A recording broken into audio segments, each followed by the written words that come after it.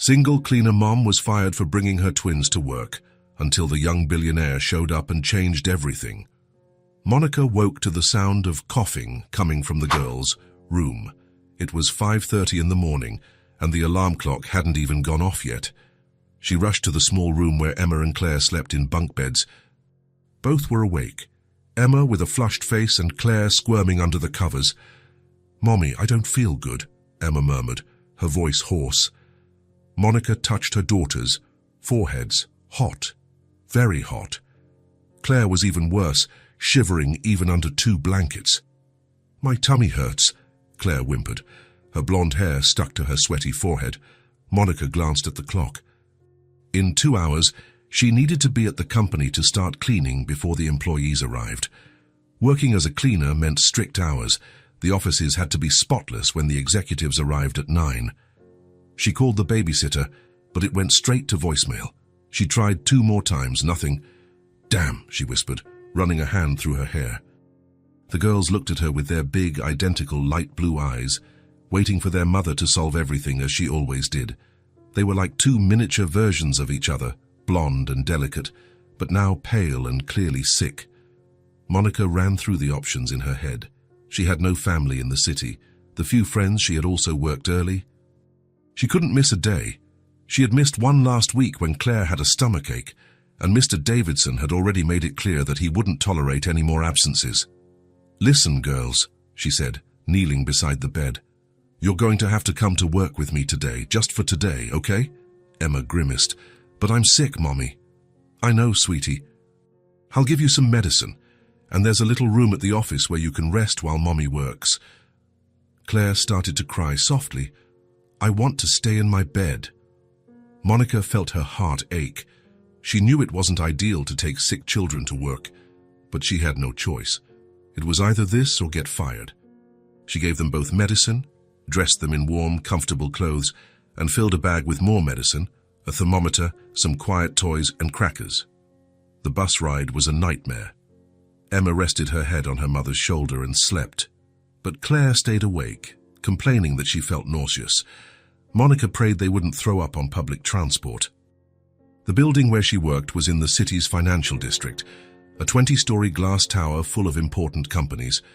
Monica had been cleaning the offices of Hartwell & Associates on the 12th floor for almost 2 years. It wasn't her dream job, but it paid the bills and had fixed hours. "Morning, Monica," greeted Steve, the building's security guard.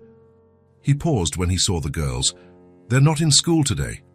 They're a little sick. They'll just be with me for today." Steve made a concerned face but just nodded. Monica took the service elevator with her cleaning cart and the girls. The Hartwell & Associates office took up half a floor, with individual rooms for the managers, an open area for the assistants, a conference room, and a small break room. Monica knew every corner. She set up Emma and Claire in the file room, which had an old armchair and was quiet. She laid out blankets she brought from home, gave them more medicine, and left water and crackers within reach. "Stay here quietly, okay? If you need anything, call for me softly." The girls nodded, too exhausted to protest. Monica started her usual routine, emptying the trash cans, vacuuming the offices, wiping down the desks, organizing the papers that were left scattered. She worked quickly and silently, always checking on the girls every 15 minutes. Around 8:30, the employees started to arrive. Monica was in the break room washing the sink when she heard Mr. Davidson's familiar voice in the hallway. James Davidson was the company's general manager, a short, bald man in his 50s who was always in a bad mood. He treated Monica with cold politeness, but she knew he saw her as just an invisible employee. "Good morning, Mr. Davidson," she greeted as he passed the break room. He just grumbled a reply and continued to his office. Monica was finishing cleaning the bathrooms when she heard voices coming from the file room. Her heart leaped into her throat. She rushed over and found Mr. Davidson standing in the doorway, looking at Emma and Claire, who were awake and playing quietly with some toys. "Monica," he said, his voice icy, "can I speak with you?" "Of course, Mr. Davidson." They went to his office. Monica stood in front of his desk, her hands sweaty. "Would you care to explain why there are 2 children in the file room?" "They're my daughters, sir. They're sick, and I had no one to leave them with today. It's just for today. I promise it won't happen again." Mr. Davidson sat behind his desk, his fingers steepled. "Monica, this is a serious company. It is not a daycare center." "I understand, sir, but do you understand?" He leaned forward. "Because it seems to me you don't understand anything. First, you miss work without proper notice. Now you bring children into the office. This is completely inappropriate." Monica felt her face flush. "Sir, I only missed one day this month, and I gave advance notice. My work always gets done, and there have never been any complaints about the cleaning. It doesn't matter. You can't separate your personal and professional life. How can I trust someone who can't even handle her family matters?" The words stung more than Monica expected. "Mr. Davidson, please. I need this job. I'm a single mother and that is precisely the problem." He opened a drawer and pulled out some papers. "You think more about your daughters than your work. That doesn't work here." "But sir," "I'm letting you go, Monica. You can collect your things and leave. HR will process your paperwork." The world seemed to stop. Monica stared at Mr. Davidson, who had already turned his attention back to the papers on his desk, as if she had already left the room. "I understand," she managed to say. In the supply closet, Monica gathered her few personal belongings: a coat, the picture frame with the girl's photo, some products she had bought with her own money. Everything fit into a plastic bag. The employees who had arrived pretended to be busy, but she could feel their stares. Maria, the cleaner from the floor above, gave her a sympathetic look as their eyes met. In the file room, Emma and Claire were still where she had left them. Emma was asleep, curled up in the armchair, while Claire was flipping through a coloring book. "Mommy," Claire murmured. "Are you done with work?" "Yes, sweetie. We're leaving." Monica helped the girls get up and gathered their things. They were weak and confused, leaning on her to walk. Leaving the building was torture. With every step, Monica felt the weight of reality. No job, no income, with 2 young daughters and bills coming due. Outside, the cold morning air hit her face. It was a grey autumn day, with the kind of chill that cuts through your clothes. The girls shivered beside her. Monica looked at the busy street. People hurried to work, cars passed by. Life went on as normal for everyone else, except for her. Her legs gave out. She sat down on the sidewalk right in front of the building, pulling Emma and Claire into her lap. The girls settled against her, one on each side, their little blonde heads resting on their mother's chest. "Mommy, are you sad?" Emma asked, noticing something was wrong. Monica couldn't answer. Everything was falling apart. The rent was due in 10 days. She had $40 in her wallet and maybe $200 in her account. The girls needed medicine, food, winter clothes. How had it come to this? When the girl's father disappeared 2 years ago, Monica thought she could handle it. She got this job, a small but clean apartment, a routine that worked. It worked for a while. But being a single mother was like spinning plates. One unexpected crisis, and everything came crashing down. Tears began to stream down her face. She held her daughters tighter, feeling their breathing still a little ragged from the fever. "I just wanted to give you a decent life," she murmured, more to herself. Emma lifted her little head and touched her mother's face. "Don't be sad, Mommy. We're going to be okay." The innocence in her daughter's voice broke Monica's heart. How could a 5-year-old be so sure? Claire shifted, looking for a more comfortable position. "When we get home, can I have that yummy medicine?" "You can, sweetie." Monica closed her eyes. She needed to come up with a plan. Maybe she could find day cleaning jobs. But how much did they pay? Would it be enough? And who would watch the girls? The sound of traffic seemed distant. People walked by without a second glance, each lost in their own problems. Monica had never felt so invisible. That's when she heard a car braking. A door slammed, and footsteps approached. Monica opened her eyes and saw a pair of expensive black shoes stopped in front of her. She looked up and met the gaze of a young man, about 30, wearing an impeccable dark suit. Brown hair, green eyes, and an expression of genuine concern. "Excuse me," he said. crouching down to her level. "Are you all okay? Do you need help?" Monica quickly wiped her tears. "We're fine, thank you." But Claire chose that moment to cough, and Emma whimpered softly. The man took in the scene, a young woman on the sidewalk with two clearly sick children in her lap, bags around her, eyes red from crying. Are they sick? "Just a cold. It'll pass." He studied her face for a moment. "Look, there's a coffee shop on the corner. It's warm inside, and they look like they're cold." Monica hesitated. She didn't know this man, and she had learned to be cautious. "No need, really. Please," he insisted. "At least let's get you off this sidewalk. It's too windy." There was something in his voice that reassured her. It wasn't pity. It was kindness. "Okay," she said. "Just until they warm up." The man smiled and helped Monica to her feet, carrying her bag while she held onto the girls. His car was nearby, a black sedan that looked expensive. "I'm Ryan," he said, opening the back door. "Monica, and these are Emma and Claire." "Hi, girls," Ryan said softly. Emma murmured a "hi," and Claire looked at him with her feverish blue eyes. The coffee shop was small and cozy, smelling of fresh bread. Ryan chose a table in the corner, away from the hustle and bustle. "What would you like to drink?" "Hot chocolate for the girls." Emma and Claire nodded shyly. Monica just asked for a coffee. When Ryan returned with the drinks, the girls already seemed better in the warm environment. Claire even smiled when he placed the hot chocolate in front of her. "Thank you," Monica said. "You didn't have to do this." "Of course I did. No one should have to go through that alone." The sincerity in his voice surprised Monica. She was used to indifference or superficial pity, but Ryan seemed genuinely interested in helping. "May I ask what happened?" Monica looked at her daughters, who were blowing on their hot chocolate to cool it down. For some reason, maybe because she had nothing left to lose, she told him everything. The cleaning job, the sick girls, getting fired, the feeling of being lost. Ryan listened without interrupting. When she finished, he was silent for a moment, stirring his coffee. "How old are you?" 27. "And how long have you been working as a cleaner?" "About 4 years. "Why?"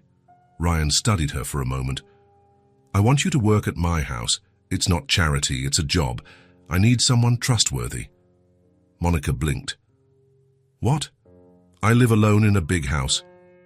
I've always wanted someone to take care of things, organize, maybe cook. Nothing complicated." He paused. "And you could bring the girls. There's plenty of space." Monica's heart raced. It seemed too good to be true. "But you don't even know me." "I know enough. You're a mother who would do anything for her daughters. That tells me everything about your character. How much would you pay?" He mentioned a figure that was almost double what she made at her previous job. Monica hid her shock. "I don't want pity, just a job," she said, trying to maintain her dignity. Ryan smiled. "That's exactly what I'm offering. A job. With conditions that recognize you're a mother, not just an employee." Emma tugged on her mother's sleeve. "Mommy, can I have more chocolate?" "Of course, sweetie." Claire had stopped shivering and was playing with a napkin. The fever was still there, but they were definitely doing better. "When do you need an answer?" Monica asked. "You don't have to decide now. If you want, you can start tomorrow." He took a card from his wallet and wrote something on the back. "This is my address. If you decide to accept, show up at 9. If not, I'll understand." Monica took the card. Ryan Sinclair. "Yeah, a bit pretentious," he said with a smile. "That's not it. It's just, why are you doing this?" "For a stranger." Ryan turned serious. "Maybe because everyone deserves a second chance, and maybe because I know what it's like to feel alone." There was something in his voice that made Monica suspect he had his own stories. Emma yawned, and Claire rested her head on her mother's arm. The warmth and the medicine were taking effect. "I think they need to rest," Monica said. "Let me give you a ride." "You don't have to—" "Monica," Ryan interrupted gently, "accept the help, for them." She looked at her sleepy daughters and agreed. The drive was quiet. The girls slept in the back seat. Ryan didn't ask any questions about the simple neighborhood where she lived. "See you tomorrow," he asked when he pulled up to her building. Monica looked at the card, then at her daughters. "See you tomorrow." That night, after putting Emma and Claire to bed with medicine and blankets, Monica stayed up looking at the card. Ryan Sinclair. The address was in one of the wealthiest areas of the city. Why would a rich man make such an offer to a stranger? Part of her was suspicious. But when she remembered his eyes in the coffee shop, the way he spoke to the girls, the sincerity in his voice, Monica decided to trust him. Like he said, everyone deserves a second chance. And maybe hers had just arrived. Monica woke at 6 in the morning, as she always did.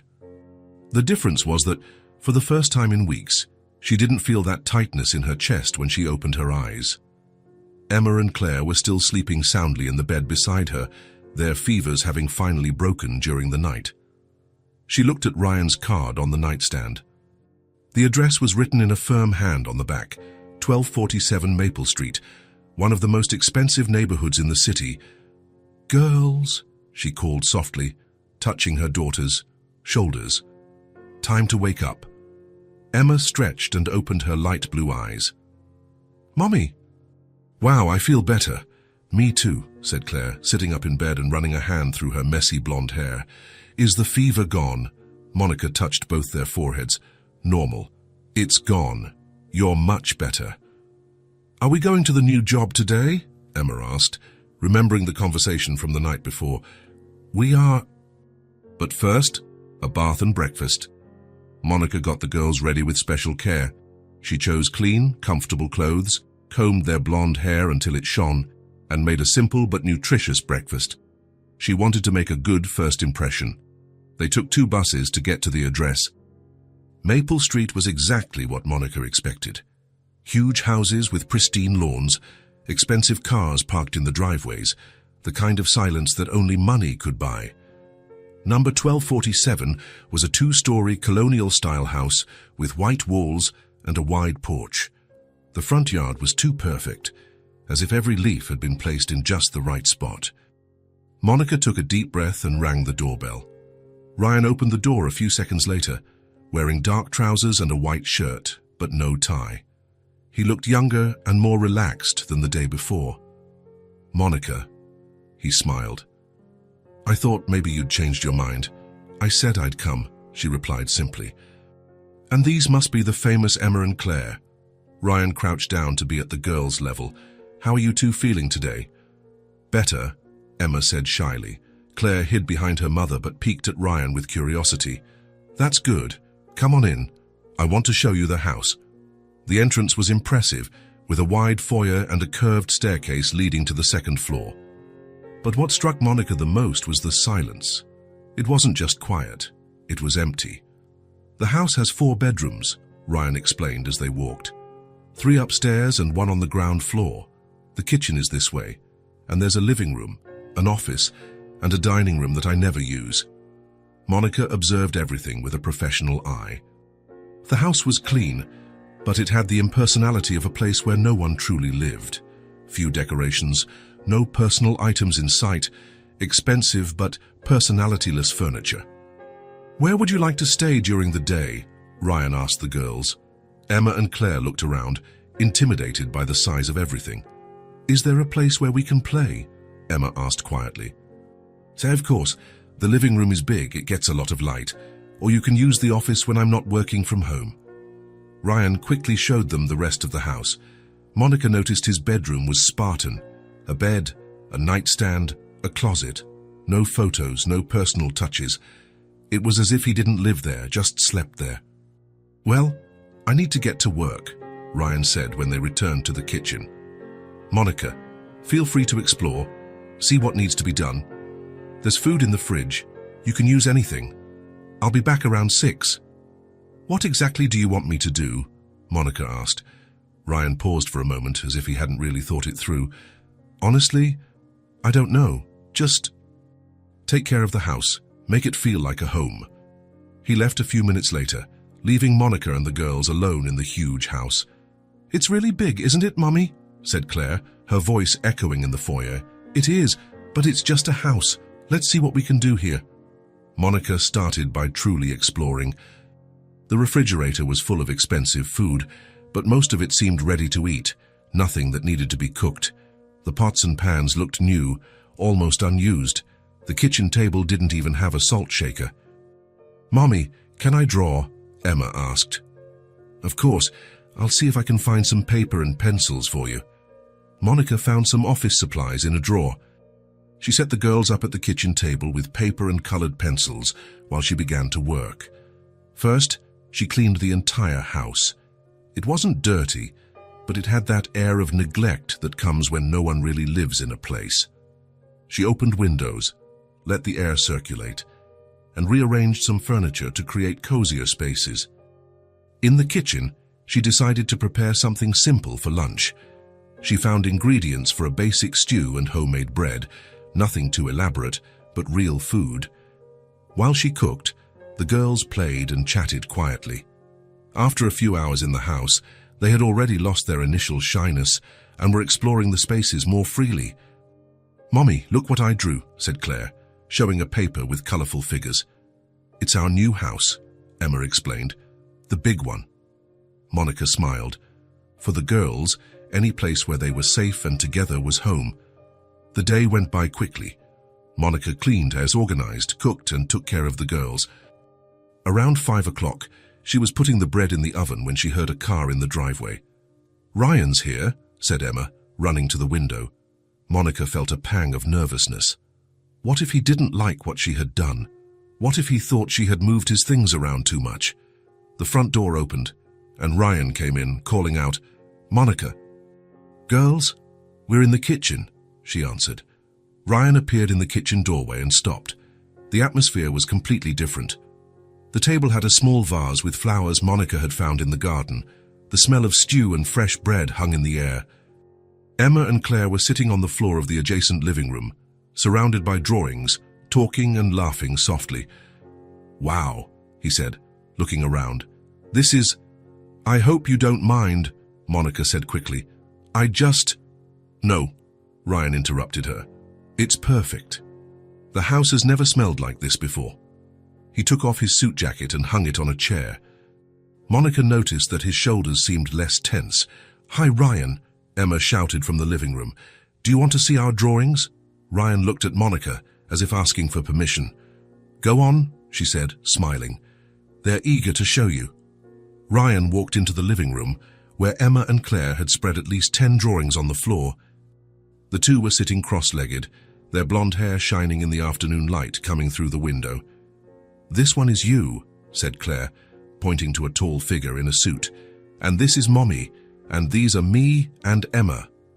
"And this is our new house," added Emma, showing another paper with a big house and 4 figures in front. Ryan stood for a moment, just looking at the drawings. Monica watched from the kitchen, wiping her hands on a dish towel. "Can I sit with you?" Ryan asked. "Sure," said Emma, "but you have to sit on the floor, like us." Ryan hesitated for a second, then sat on the living room floor, crossing his legs awkwardly. Emma and Claire immediately moved closer, eager to explain each drawing. "And this one is a dog," said Claire, pointing to an undefined brown shape. "Do you have a dog?" "No," Ryan replied. "I've never had one." "Why not?" "I never thought about it."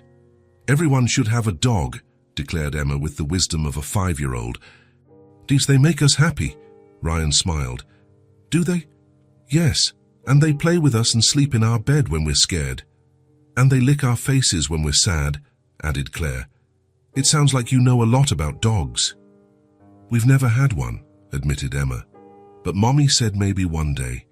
Monica felt a pang of guilt. She had promised the girls a dog months ago, but with money being tight, it was never possible. "Ryan, do you play?" Claire asked suddenly. "Play what?" "Anything. Hide and seek, tag, drawing." "I don't remember the last time I played anything." The girls looked at him as if he had said he didn't know how to breathe. "You don't remember?" Emma's eyes widened. "But everyone plays." "When I was a kid, maybe," Ryan said. "But that was a long time ago." "So you forgot?" asked Claire, genuinely concerned. "I think so." "That's okay," Emma said with determination. "We'll teach you." She picked up a blank sheet of paper and some colored pencils. First, you draw something that makes you happy." Ryan picked up a blue pencil and stared at the blank paper. "Something that makes me happy," he repeated, as if trying to recall the concept. "It can be anything," encouraged Claire. "Food, places, people." Ryan began to draw slowly. It was just a few simple lines, but Monica recognized the shape of a house. "Is that your house?" Emma asked. "It is," Ryan said, "but it wasn't like this before." "What do you mean?" "Before, it was just a house. Now it has people." Ryan added a few small figures to the drawing. 3 people in front of the house. "Is that us?" Claire asked him, excited. Ryan nodded, and for the first time since Monica had met him, he smiled for real. It wasn't a polite or forced smile. It was natural, spontaneous, as if it had sprung from nowhere. Monica felt something stir in her chest, seeing that expression. There was a lightness to Ryan's face that wasn't there before. "Mommy, come see," Emma shouted. "Ryan drew us." Monica came closer and sat on the edge of the sofa, watching the scene. Ryan on the floor with the girls, all huddled over the drawing, their low, excited voices mixing together. It was an image she had never imagined when she woke up that morning. The serious, well-dressed man from the day before was gone, replaced by someone who seemed to be discovering something new about himself. "How about you help Mommy get dinner ready?" Monica suggested after a while. "Can we cook together?" asked Claire. "Of course," Ryan said, getting up from the floor. "What are we making?" The next 2 hours were a revelation for Ryan. The kitchen, which had always been just a place where he heated up pre-made food, transformed into a hub of activity. Monica directed the operations with a firm but gentle hand, giving small tasks to the girls and explaining each step. Ryan discovered he couldn't peel potatoes properly, that Emma had strong opinions about seasonings, and that Claire was surprisingly good at stirring pots without spilling anything. "Careful, it's hot," Monica warned as Ryan leaned over a steaming pot. "How do you know all these things?" he asked. "What things?" "Cooking, taking care of kids, making a house feel alive." Monica stopped stirring the sauce and looked at him. "Necessity, I guess. When you need to make things work, you learn." "I never needed to make anything work," Ryan admitted. "There was always someone to do it for me. And now..." Ryan looked around the messy kitchen, filled with laughter and good smells. "Now I think I understand what I was missing." After dinner, while Monica was putting the girls to bed in the guest room Ryan had prepared, he stood in the living room, looking at the drawings scattered on the floor. When Monica came downstairs, she found him still there, holding the drawing he had made himself. "They like you," she said, sitting on the sofa. "I like them too. It's strange." "Why is it strange?" "I don't usually connect with people, especially children." Monica studied his profile. "Maybe you never had the right opportunity." Ryan looked up at her. "Thank you. For what?" "For today. For making this house feel different." He paused. "I didn't know it was so empty." Monica didn't know what to say. There was a vulnerability in his voice that caught her by surprise. "Are the girls asleep?" he asked. "Yes, they were exhausted." "They were. It was a big day for them." "For me too." They sat in a comfortable silence for a few minutes, hearing only the ticking of the clock on the wall. "Thank you for today," Ryan said finally. "It's been a long time since I've felt so light." Monica smiled. "The girls have that effect on people." "It's not just them," he said, looking at her. "I think you made a difference too." When they said goodbye that night, Ryan stood at the door watching Monica and the girls walk away. For the first time in years, the prospect of being alone in the house didn't bother him, because now he knew that loneliness didn't have to be permanent. And for the first time in his life, Ryan Sinclair was looking forward to the next day. Monica finished tidying up the kitchen and looked out the window. It was a warm, late spring evening, with a gentle breeze that made the curtains dance. Emma and Claire had been asleep for an hour, exhausted after a full day of playing in Ryan's yard. Over the past few weeks, a routine had settled in naturally. Monica would arrive in the morning, take care of the house, prepare the meals, and the girls would play freely throughout the rooms. Ryan would leave for work and come back in the late afternoon, always eager to hear about their day. It was strange how everything seemed to flow so effortlessly. "Monica," Ryan's voice came from the living room. "Don't you want to sit down for a bit? You've done a lot today." She dried her hands on a dish towel and went to the living room. Ryan was on the porch, sitting in one of the wicker chairs, looking at the garden illuminated by the soft moonlight. "Are the girls asleep?" he asked as she approached. "Like rocks. They ran around all day. Sit with me," Ryan gestured to the chair beside him. "It's a beautiful night." Monica hesitated for a moment. Over the past few weeks, they would chat during dinner, always with the girls around. They were rarely alone, and when they were, they maintained a respectful distance. But the night was truly pleasant, and she felt she deserved a few minutes of rest. "Just for a little while," she said, sitting down. The porch overlooked the backyard, where Ryan had installed a swing set for Emma and Claire. During the day, the space was always filled with laughter and games. Now, in the quiet of the night, it seemed like a different, more intimate place. "Sometimes I still can't believe it," Ryan said, breaking the silence. "Believe what?" "How much the house has changed, how much I've changed." He leaned back in his chair, relaxing. "Before I'd come home and the silence was deafening. Now you come home and Emma yells, 'Ryan's here,' before you even close the door," Monica completed, smiling. "Exactly, and I never imagined that could be so good." Monica watched his profile in the dim light. Ryan looked younger when he relaxed like this, away from the formal posture he maintained during the day. "Can I ask you something?" she said. "Of course. Why did you live alone in this huge house? I mean, a successful man your age?" Ryan was quiet for a moment, fiddling with a small leaf that had fallen on the porch. "I never really thought about it. I bought the house because it was a good investment, cars in a safe neighborhood. I furnished it because it was necessary. But I never thought about turning it into a home. And why not?" Ryan sighed. "I guess I never really knew what a real home was." Monica frowned. "What do you mean?" "My parents had money, a lot of money, but our house was more like a museum. Everything perfect, everything in its place, nothing out of order." He paused. "No laughter, no messes, no life. Didn't they play with you?" "My parents weren't the playful type.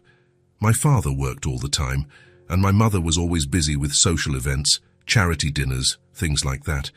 I had nannies, tutors, drivers, all very efficient and professional." Monica felt a pang of sadness. "That must have been lonely." "I didn't know it was lonely at the time. It was just normal. I grew up thinking that's what a family was, people who share the same space but live separate lives. And now?" Ryan looked at her. "Now I see Emma and Claire running through the house, screaming, laughing, leaving toys scattered everywhere, and I think, this is what I missed." Monica was silent, absorbing his words. It was hard to imagine a young Ryan, alone in a big, quiet house. "What about you?" he asked. "What was your family like?" Monica hesitated. It was rare for her to talk about the past, especially the painful parts. "My parents died when I was 19, she said finally. "Car accident. I was in college studying to be a teacher." "Monica, I didn't know." "I'm so sorry. It was a long time ago, but it changed everything. I had to drop out of school, work to support myself. That's when I met the girls' father." Ryan waited patiently for her to continue. "He was older, seemed stable, responsible. I was alone in the world, and he made me feel safe. For a while." "What happened?" Monica looked at the garden where the girls' swing set swayed gently in the breeze. "When I found out I was pregnant with twins, he was excited. He talked about how he'd be a devoted father, how we'd be a happy family." Her voice grew quieter. But when they were born, reality hit. Sleepless nights, double the expenses, real responsibility. He wasn't ready. He left, gradually. First it was overtime at work, then business trips, then he just stopped coming home. One day I found a note saying he couldn't do it anymore, that this wasn't what he wanted from life. Ryan clenched his fists. What kind of man abandons his own daughters? A man who never really grew up, Monica answered with bitterness. Emma and Claire don't even remember him. For them, it's always been just me and them against the world. How did you manage, alone with 2 small children? You do what you have to do. I worked 3 different jobs until I found some stability. Cleaning in the morning, caring for the elderly in the afternoon, cleaning offices at night. The girls stayed with a neighbor who charged very little. Ryan shook his head, impressed. You're stronger than you think. I didn't feel strong. Most of the time I felt lost, afraid I couldn't give them what they needed. Monica took a deep breath. Says there were nights I would cry in the bathroom so they wouldn't hear, wondering if it was selfish of me to have kept the pregnancy when I knew it would be hard. Monica.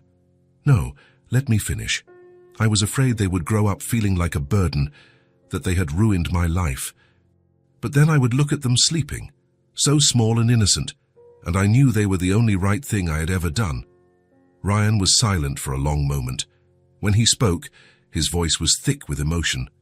They are lucky to have you as their mother. Sometimes I'm not so sure.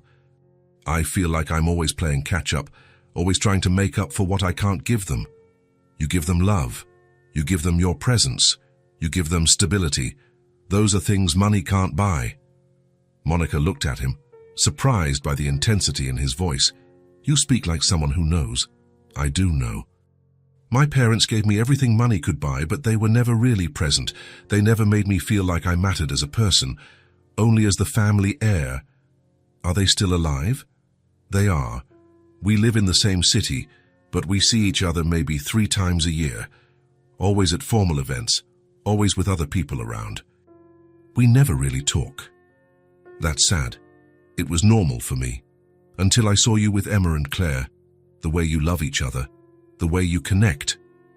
Ryan paused. I never had that. I never knew it existed. Monica felt a wave of compassion.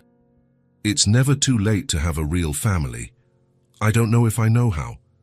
You're already learning. I see how you look at the girls, how happy you are when they run to hug you when you get home from work. That's not something you can teach.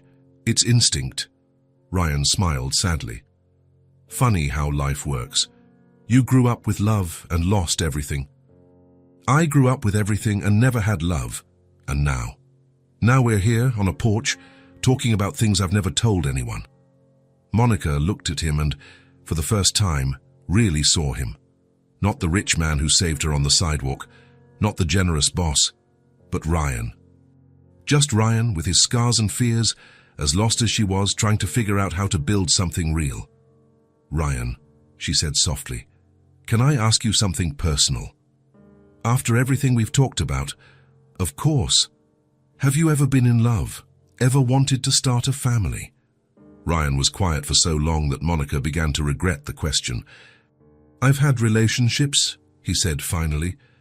Women who were interested in my bank account, my status. I thought that was love until I realized that when the money was out of the equation, there was nothing left. That must have been painful to discover. Actually, it was a relief. It confirmed what I already suspected, that I wasn't interesting enough on my own. Ryan, that's not true, isn't it? What do you see in me besides the money? The question caught Monica by surprise. She looked at him, trying to find the right words. I see a man who sits on the floor to play with children, who learns to cook because he wants to participate. Who smiles for real when Emma and Claire tell him about their day's adventures? She paused. I see someone who is kind without expecting anything in return. Ryan stared at her. Is that how you see me? That's who you are. The silence that followed was different from the previous ones, more charged, more meaningful. Monica felt that something had shifted between them, but she didn't know what. Monica, Ryan said finally, thank you. For what? For letting me be a part of your lives, for showing me what a real family is. You're not just a part of it, Monica replied without thinking.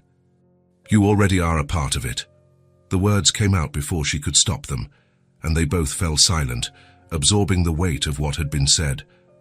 I should go, Monica said, standing up. It's late. Monica, wait. She stopped and looked at him. You don't have to leave if you don't want to. I mean, you and the girls could stay here. There's enough room and, Ryan, not as a favor, as a choice. Your choice. Monica felt her heart race. The offer was tempting but also terrifying. Staying here would mean crossing a line she wasn't sure she was ready to cross. Can I think about it? Of course. No pressure. Monica nodded and headed inside to get the girls. But as she passed Ryan, he lightly touched her arm. Monica? Yes. Thank you for trusting me tonight, for sharing your story. Thank you for sharing yours too. As Monica gently woke the girls and got them ready to leave, Ryan stood on the porch looking at the stars. For the first time in his life, he had opened up completely to someone. And for the first time, he didn't feel judged or rejected. There was something growing between them, something real and scary and wonderful all at the same time. And for the first time in a long time, Ryan Sinclair allowed himself to have hope. Hope that maybe, just maybe, he could have the family he never knew he wanted. When he heard the front door close, Ryan closed his eyes and smiled. Tomorrow would be a new day and they would be back. And that certainty warmed him more than any luxury money could buy. Ryan got home early that Friday. The office was quiet, and he had finished all the important meetings for the week. For the first time in years, the idea of spending the afternoon at home excited him more than working late. When he opened the door, he was greeted by the familiar smell of cake in the oven and the voices of Emma and Claire coming from the living room. "Ryan's here," shouted Emma, as she always did. "Hi, girls," he replied, hanging his jacket on a kitchen chair. Monica appeared from the kitchen, drying her hands on a towel. "You're home early." "I decided Fridays should be for important things," he said, looking toward the living room where the girls were playing. "Like homemade cake?" Monica asked, smiling. "Especially homemade cake." The weeks had created a comfortable routine between them. Ryan didn't know exactly when he had stopped feeling awkward coming home to a house full of life, but now it seemed like the most natural thing in the world. "What are the girls up to?" he asked, hearing excited whispers from the living room. "Preparing a surprise for you. They've been working on it since this morning." Ryan smiled. In recent days, Emma and Claire had developed a habit of making little art projects for him. Drawings, cards made with colored paper, small clay sculptures. He kept them all in his office, creating a small gallery that always made him smile during the most boring meetings. "Charles, can I go see?" "I think they'll want to show you first." As if they had overheard the conversation, Emma and Claire appeared in the kitchen doorway. Emma was holding something behind her back, while Claire smiled in a way that indicated they were planning something special. "Ryan," Emma said solemnly, "Mum, we made something for you." "It's a very important thing," added Claire, rocking back and forth on her heels. "Really? And what is it?" Emma looked at Claire, who nodded encouragingly. With a dramatic flourish, Emma brought the paper out from behind her back and held it out to Ryan. It was a drawing made with colored pencils, clearly the result of a joint effort. In the center of the page, 4 figures were holding hands in front of a big house. Ryan immediately recognized the depiction of himself, the tallest figure, wearing something that looked like a suit.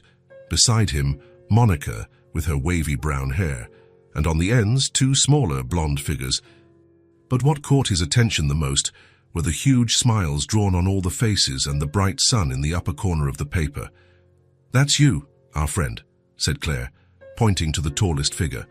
Ryan felt something tighten in his chest. "That's me." "Yes," said Emma. "And this is Mommy, and these are me and Claire. And look," she pointed to the house in the drawing. "It's our house." "Our house," Ryan repeated, his voice a little hoarse. "Yep," confirmed Claire, "because we live here now too, right?" Ryan looked at Monica, who was watching the scene with a soft smile on her lips. In recent weeks, she and the girls had started staying later, sometimes having dinner before they left. Some nights, when it got too late, Monica would accept Ryan's offer for them to stay in the guest room. "Do you like it?" asked Emma anxiously. "I like it very much," Ryan said, crouching down to be at the girls' level. "It's the most beautiful drawing I've ever received." "Really? Really? Can I hang it in my office?" "You can," said Claire, clapping her hands. "Then when you're working, you'll remember us." "I always remember you when I'm working." Emma and Claire beamed, satisfied with his reaction. "And now," said Monica from the kitchen, "who wants cake?" "I do," the girls shouted in unison. "Me too," said Ryan, standing up. "What kind of cake is it?" "Chocolate with chocolate frosting," Monica replied. "My grandmother's recipe." "Your grandmother knew what she was doing," Ryan said, following everyone into the kitchen. Monica had set the table with colorful plates that Ryan didn't even know he had. The cake was in the center, an imperfect but appetizing homemade creation, with frosting dripping a little down the sides.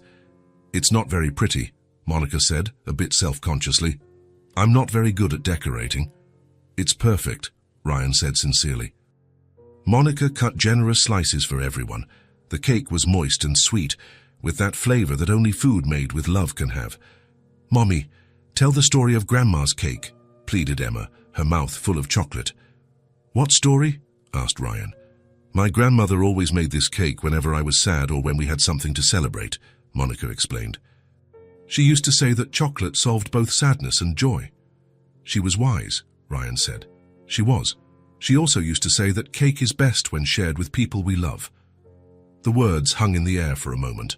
Ryan looked around the table, Monica smiling softly, Emma and Claire with chocolate on their faces, the drawing they had made for him still in his hands.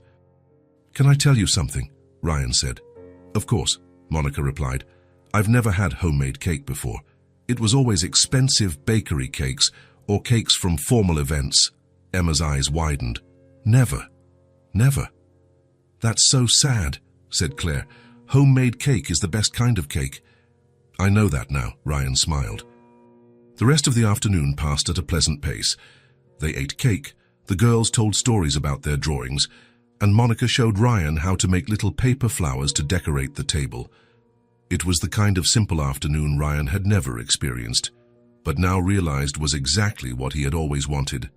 As the sun began to set, Monica glanced at the clock. "Girls, I think it's time for us to go home." "Already?" Emma complained. "Can we stay a little longer?" asked Claire. "You've been here all day. Ryan needs to rest." "I don't mind," Ryan said quickly, then corrected himself. "I mean, you can stay as long as you want." Monica looked at him with an expression he couldn't quite decipher. "Thank you, but we should go. The girls need a bath and tomorrow is Saturday." Ryan nodded, trying not to show the disappointment he felt. Monica gathered the girls' things while they said their dramatic goodbyes to Ryan, as if they wouldn't see him for weeks. "Don't forget to hang our drawing," Emma reminded him. "I would never forget," Ryan promised. "And don't forget us," added Claire, hugging his leg. "Impossible to forget you." Monica appeared with the bags, and they headed for the door. Ryan walked them to the driveway, watching as Monica helped the girls into the car she had bought with the first salary he had paid her. "Bye, Ryan," shouted Emma and Claire from the window. "Bye, girls." Monica waved from the driver's window, and Ryan stood in the driveway until the car disappeared around the corner. When he went back inside the house, the silence hit him like a physical wall. The kitchen table still had the cake plates, but without the girls' lively voices, the space felt too empty. Ryan cleared the table slowly, putting away the plates, wrapping up the rest of the cake. Every simple task reminded him of how different the house felt when they were there. In the living room, he saw a few colored pencils forgotten on the floor, a small toy of Claire's under the sofa. He put everything away carefully, knowing the girls would ask for them on Monday. He sat on the sofa, still holding the drawing they had made. 4 people holding hands, smiling in front of a house. "That's you. Our friend," Claire had said. Friend. It was a simple word, but it carried more weight than Ryan had expected. Friend meant they cared about him, that he mattered to them not for what he could offer, but for who he was. But as the evening wore on and the house remained silent, Ryan started to feel that familiar feeling creeping back. The weight of the silence, the sense of emptiness that used to fill the hours when he was alone. It was strange how quickly he had gotten used to their presence, how he had learned to anticipate the sound of the door opening, the voices calling his name, the laughter echoing through the hallways, and now, without them, the house went back to being just a house, big, well-furnished, but empty. Ryan looked at the drawing again. 4 happy people in front of a house. A family. Was that how they saw him? As part of their little family? The thought both warmed him and saddened him. Warmed him because he had never been part of something like that. Saddened him because he didn't know if it was real or just the fantasy of 2 children who had been kind enough to include him in their world. He got up and went to his office, where he hung the drawing on the wall next to the others that Emma and Claire had made for him. His little museum of children's art, colorful and imperfect and more valuable to him than any expensive piece he owned. When he returned to the living room, the loneliness weighed on him again. He turned on the television, but the sound seemed artificial after the lively dinner conversation. He tried to read but couldn't concentrate. Finally, he went to bed, but it took him a long time to fall asleep. The house was too quiet, too empty. For the first time since Monica and the girls had entered his life, Ryan realized how profoundly they had changed, not just his routine, but his perception of what it meant to be home. And for the first time, he truly understood what it was to miss someone, missing the voices that called his name with joy, missing the little hands that reached out to him, missing the genuine smiles and spontaneous hugs, missing a family that, for a few wonderful hours, had been his. And as he stared at the ceiling in the dark, Ryan realized he didn't want to live without them anymore. He could no longer imagine his life going back to what it was before. Something had changed irreversibly, and there was no going back. On Monday, they would be back, but Monday seemed a long way off. Ryan sat in the armchair in the living room, still wearing his work clothes but with his tie loosened. In his hand, he held the drawing that Emma and Claire had made for him. 4 figures holding hands, 4 smiles drawn with colored pencils, a house in the background. "That's you, our friend." Claire's words echoed in his mind, friend. To 2 5-year-old children, that word meant someone important, someone they wanted around. The silence of the house weighed on him, the expensive furniture, the impeccable decor. Everything was as it had always been. But something had fundamentally changed. He had changed. Ryan walked to the window that overlooked the garden. The area where he had installed the swing set for the girls was dark, but he could picture Emma and Claire playing there during the day. "Ryan, push us." "Ryan, are you coming to play with us?" Always including him, always wanting his attention, his company. Not because he had money, but simply because they liked him. When was the last time someone had liked him just for who he was? Ryan returned to the armchair, studying every detail of the drawing. The girls' blonde hair, Monica's simple dress, the suit they always saw him wearing. But most of all, the joined hands, all connected, all together, a family. He had grown up in a house 3 times bigger than this one, with everything money could buy. But there were never drawings on the fridge. There was never laughter in the hallways. There was never someone shouting, "Daddy's home," when he came back from school. His childhood had been silent, organized, efficient. His parents provided everything materially but were clueless about his feelings. Formal dinners, conversations about business, expectations for his future, love, affection, intimacy. Those were words that didn't exist in the Sinclair family vocabulary. Ryan remembered when he was 8 and had drawn a picture of his family at school. When he got home, excited to show it, he found his parents in the study discussing investments. "Dad, look what I made." "Not now, Ryan, we're busy." "But it's a drawing of our family." His mother had glanced at it briefly. "Very nice, dear. Leave it with Martha so she can put it away." The drawing had disappeared by the next day, probably thrown away. Now at 30, Ryan held another family drawing, but this time, someone had cared about his reaction.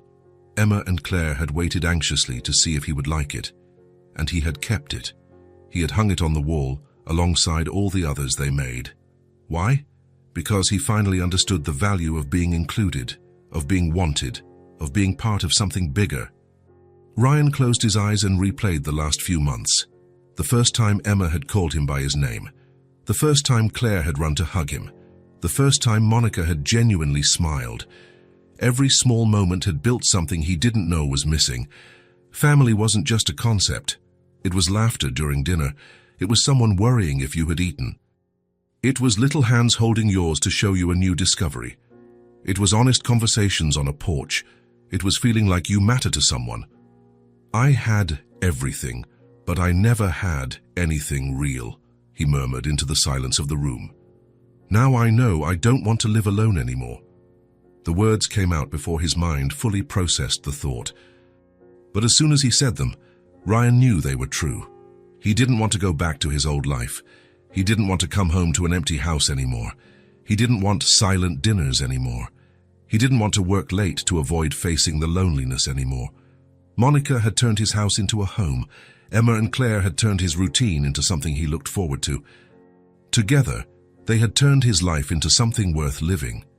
Sitting alone in the darkness, Ryan finally admitted the truth he had been avoiding for weeks. He was falling in love. With Monica, but also with the idea of being a father to Emma and Claire.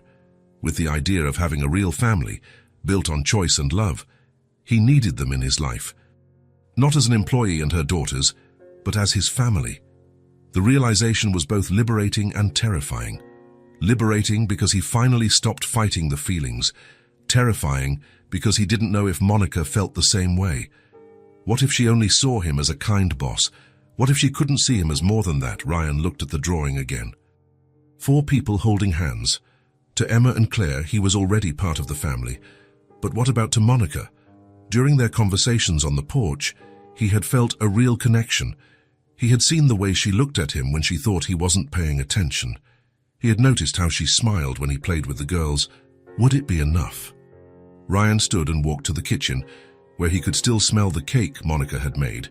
He could picture how it was just a few hours ago. Colorful plates, cake crumbs, laughter filling the space. He wanted this every night. He wanted to wake up to the sound of little footsteps down the hall. He wanted Monica to wake him up with fresh coffee.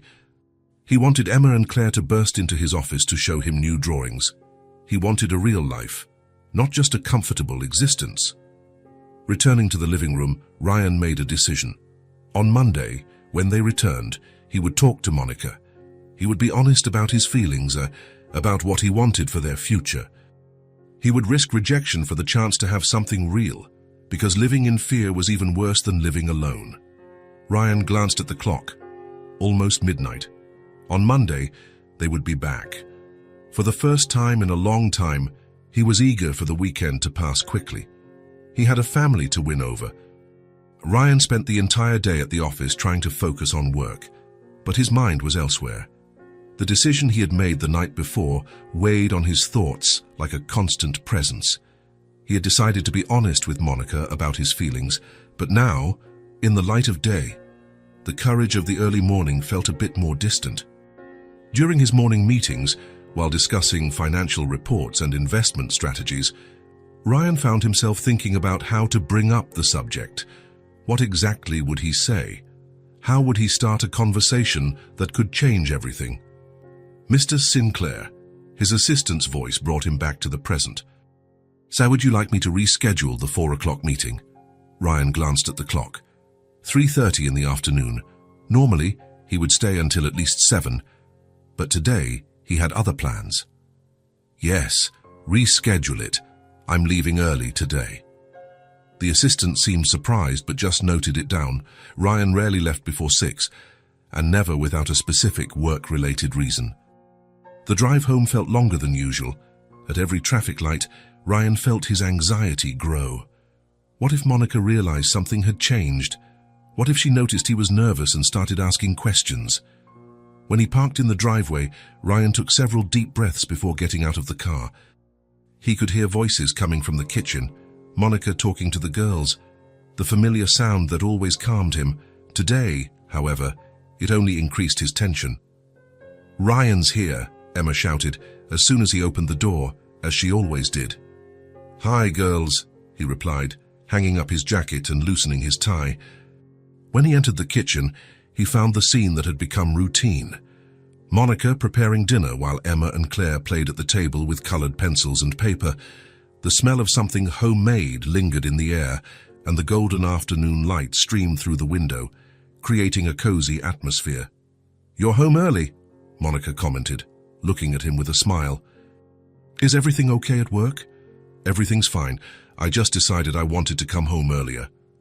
There was something in the way he said home that made Monica look at him more closely, an intensity that wasn't there before.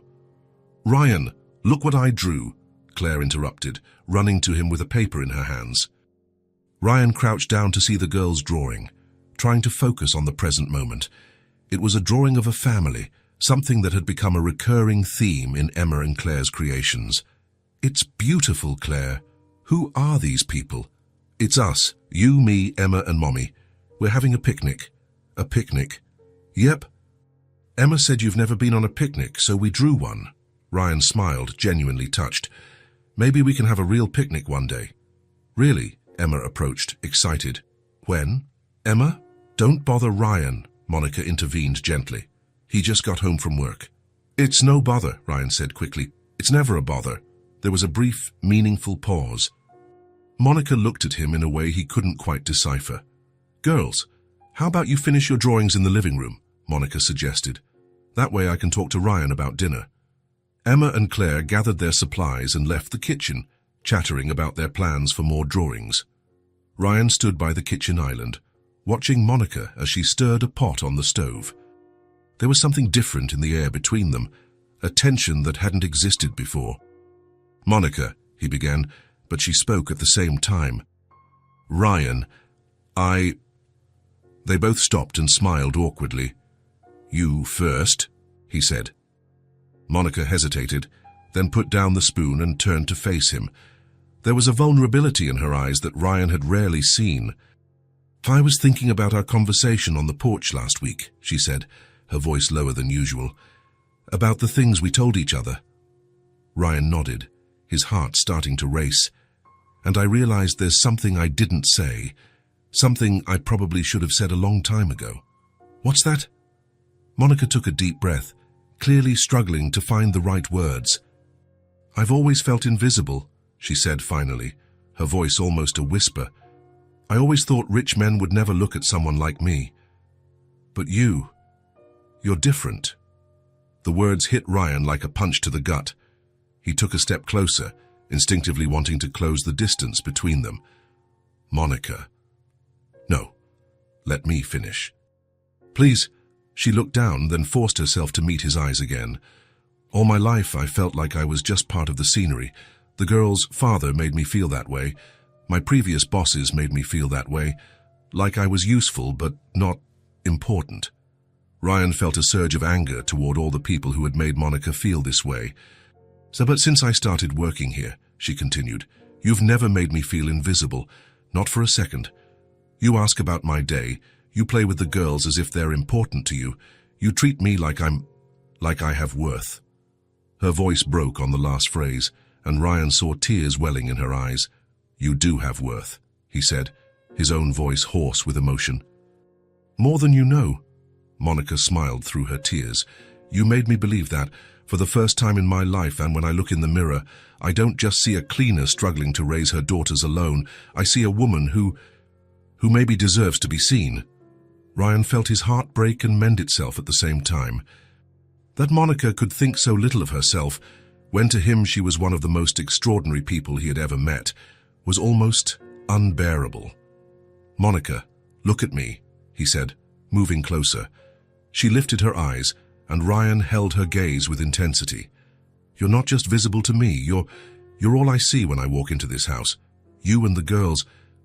You've transformed my life. Tears began to fall down Monica's face, and she quickly wiped them away with the back of her hand. Sorry, I didn't mean to cry. It's hard to believe sometimes. Why is it hard? Because you're you. Successful, handsome, smart. You could have any woman you wanted. Why would someone like you look at someone like me? Ryan was silent for a moment, absorbing the depth of her insecurity. He realized now that it wasn't just him who had changed in recent months. Monica was also undergoing a transformation, learning to believe in her own worth. Can I tell you a secret? He said softly. Monica nodded. Before you came into my life, I didn't know who I was beyond my job and my money. I had superficial relationships with people who cared more about my bank account than about me. I thought that was normal, that it was the most I could expect." He paused, gathering his thoughts. "But you showed me what real connection is. What it's like to have someone care about me, not what I can offer. The girls hug me when I get home because they're happy to see me, not because they want something.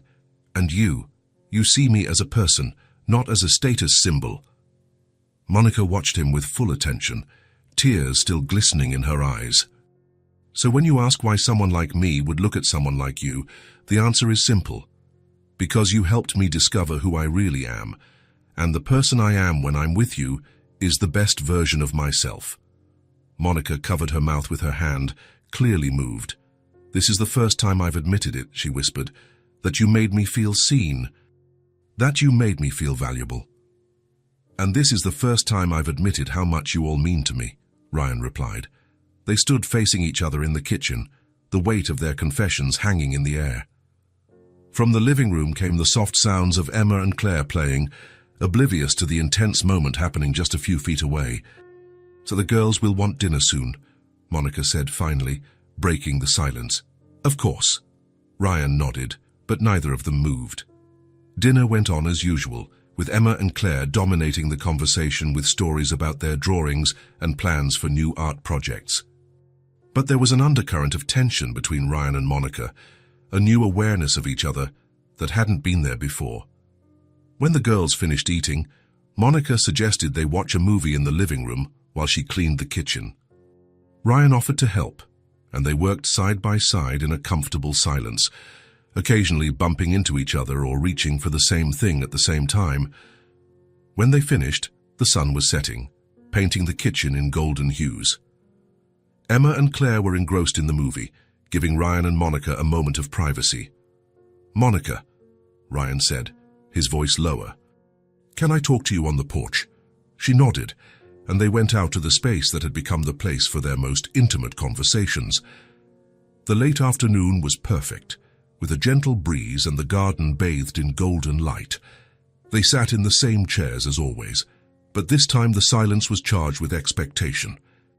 Ryan looked at Monica, gathering all the courage he had built up since the night before. It was now or never. "Monica," he began, his voice firm but filled with emotion, "you're not just the cleaner in my house. You've changed my life. I want to be by your side. And the girls. Not as a boss, Matisse, but as someone who loves you."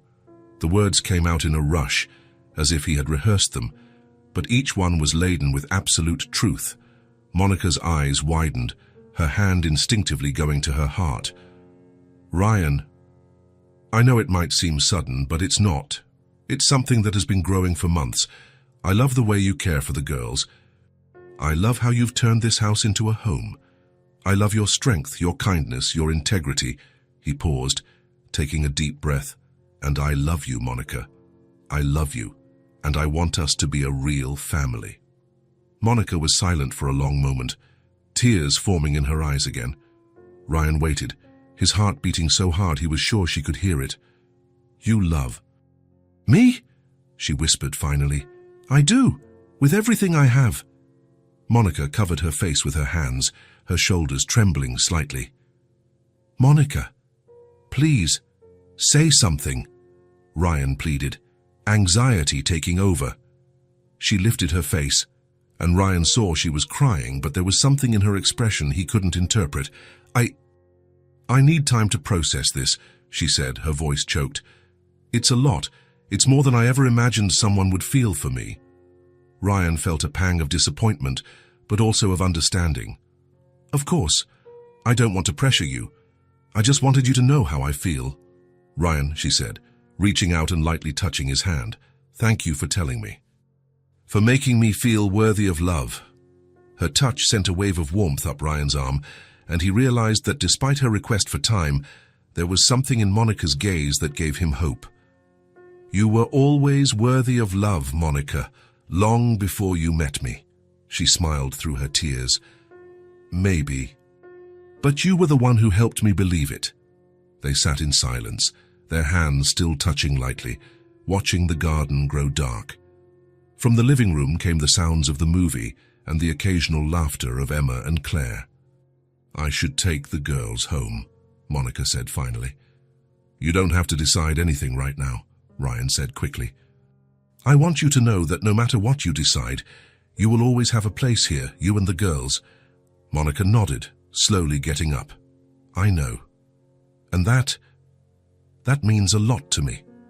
When she went to call the girls, Ryan stayed on the porch, looking up at the stars that were beginning to appear. He had laid his heart on the table, and now he could only wait. But for the first time since he had made the decision to declare his feelings, Ryan felt at peace. He had been honest, he had been brave, and regardless of what happened, he wouldn't regret trying. Because some things in life were worth the risk, and Monica and the girls were definitely worth it. Monica woke up on Monday with a strange feeling in her chest. She had spent the entire weekend thinking about Ryan's words, reliving every moment of their conversation on the porch. I love you, Monica. The words echoed in her mind like a song she couldn't stop hearing. Emma and Claire noticed she was distracted during breakfast. Mommy, are you okay? Asked Emma, watching Monica stir her coffee for the 10th time. I'm fine, sweetie. Just thinking about some things. What kind of things? Claire wanted to know, always curious. Monica looked at her daughters, their blonde hair still messy from sleep, their light blue eyes full of innocence. How could she explain to two 5-year-olds that a man had confessed his love for her? How could she talk about the fears and hopes it stirred up? Grown-up things, she said finally. Nothing you need to worry about. But Monica knew that wasn't entirely true. Any decision she made would affect Emma and Claire too. They had grown attached to Ryan, and he clearly loved them, but what if things didn't work out? What if she allowed herself to believe she could have this life, and then it all fell apart? The drive to Ryan's house was quiet. The girls chatted softly to each other in the back seat, but Monica was lost in her thoughts. When they arrived, she took a deep breath before ringing the doorbell. Ryan opened the door almost immediately, as if he had been waiting for them. There was a tension in his eyes that wasn't there before, a vulnerability that made Monica's heart ache. Good morning, he said, his voice a bit more formal than usual. Good morning, Monica replied, trying to sound natural. Emma and Claire ran inside, excited to show off new drawings they had made over the weekend. Ryan followed them with his eyes, but Monica could tell he was waiting for some sign from her, some indication of how things would be between them. Ryan, she said before he could leave for work, can we talk later, when you get back? Of course, he replied, relief evident in his voice. Of course we can. The day passed slowly for both of them. Ryan found himself glancing at the clock every 15 minutes, unable to focus on his meetings. Monica cleaned the house with special care, as if each task could help her sort out her thoughts. The girls sensed the tension in the air, even without fully understanding what was happening. They were quieter than usual, playing in whispers and occasionally asking if Mommy was okay. When Ryan got home in the late afternoon, he found Monica in the kitchen preparing dinner. Emma and Claire were at the table, drawing as always. But there was something different about the atmosphere, a palpable expectation. Hi, girls, Ryan greeted, but his eyes immediately sought out Monica's. Hi, Ryan, Emma replied. Look what we made. She showed him a new drawing, colorful and detailed for a 5-year-old's standards. Ryan moved closer to get a better look, but before he could say anything, Claire interrupted. It's our family, she announced proudly. Ryan looked at the paper more closely. It was the same theme as always, 4 figures, but this time there was something different. The figures were closer together, more detailed, and there were little hearts floating around them. It's me, Emma, Mommy, and you, explained Emma. But this time we drew hearts because families love each other, right? Ryan felt his throat tighten. It's beautiful, girls. Very beautiful. Monica came over to see the drawing, and Ryan noticed that she was moved too. Why don't you go play in the living room while Mommy and I get dinner ready? Ryan suggested. The girls agreed and ran off, leaving the 2 adults alone in the kitchen. Monica, Ryan began, but she held up a hand. Let me speak first, she said. I spent the whole weekend thinking about what you said. Ryan nodded, waiting. And I need you to understand something. It's not that I don't feel anything for you. It's that I'm scared. Scared of what? Monica leaned against the counter, gathering her thoughts. Scared to believe this could work. Scared that the girls will get even more attached, and then you'll realize you made a mistake. Monica, no, let me finish. I know you're sincere. I know you're not playing games. But men change their minds, Ryan. The girls. Father loved me too. Until he didn't anymore. Ryan felt a pang of pain seeing the wound that was still bleeding in Monica. I'm not him, he said simply. I know, at least my head knows that, but my heart is afraid to believe. Ryan approached slowly, as if she were a frightened animal that might run away at any moment. And what can I do to help your heart believe? Monica looked him in the eyes, and Ryan saw all the vulnerability she was trying to hide. Time, patience, and maybe we can take small steps, see how things develop naturally. What kind of small steps? I don't know. Dinners together, conversations, letting the girls get used to the idea that you're more than just our friend. Ryan nodded immediately. Anything you need. Whatever pace is comfortable for you. Monica smiled for the first time since she had arrived that morning. Thank you for understanding. But Monica, Ryan said, lightly touching her arm, I want you to know that I'm not going to change my mind. I'm not going to give up on you. How can you be so sure? Because I've never felt this way before. Because you've shown me what a real family is. Because I can't imagine my life without you in it. Monica felt tears welling in her eyes, but this time they were tears of hope, not fear. So, we'll try, she asked softly. We'll try, Ryan confirmed. Dinner that night was different from the previous ones. There was a lightness in the air that hadn't been there for days. Ryan helped the girls with their drawings, suggesting colors and shapes, laughing at their imaginative creations. Ryan, can you draw with us? Asked Claire. Of course. What are we going to draw? A family, said Emma, without hesitation. Ryan looked at Monica, who was clearing the table, and she gave him a small, encouraging smile. Okay. But you'll have to teach me. I'm not very good at drawing. The next 2 hours passed in a flow of laughter and creativity. Ryan discovered it was surprisingly relaxing to sit on the floor with colored pencils without worrying about dignity or appearances. Emma and Claire were patient teachers, correcting his technique and praising his efforts. Monica watched from a distance, washing dishes and tidying the kitchen, but mostly just observing. There was something magical about seeing a successful, serious man sit on the floor to play with her daughters. Something that made her heart open up a little more with each passing minute. Mommy, come draw with us, Claire called out. Yes, Mommy, come on, Emma insisted. Monica dried her hands and joined the group on the living room floor. Ryan made room for her beside him, and for a moment their shoulders touched. It was a brief, casual touch, but it sent a wave of warmth through Monica's body. What are we drawing? She asked. A house, explained Emma. Our house. But it has to have all of us, added Claire. Because now we're a family. The words hung in the air for a moment. Monica looked at Ryan, who had stopped drawing and was looking directly at her. Is that how you see us? Monica asked the girls softly. As a family. Of course, said Emma, as if it were the most obvious thing in the world. Ryan lives with us now. But we're the ones living in his house, Monica corrected. Whatever, said Claire. The important thing is that we're all together. Ryan felt his heart swell. To Emma and Claire, the situation was simple. They didn't worry about adult complications or past fears.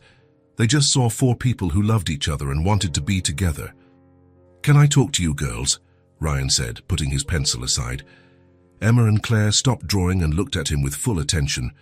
I want you to know that I love you very much, and I love your mommy very much too. The girls smiled, not seeming surprised by the revelation. We love you too, said Emma simply. And we want you to be our dad, added Claire. Monica felt her heart stop for a moment. Ryan looked at her, searching for her reaction. Claire, Monica began. No, Mommy. We already talked about it.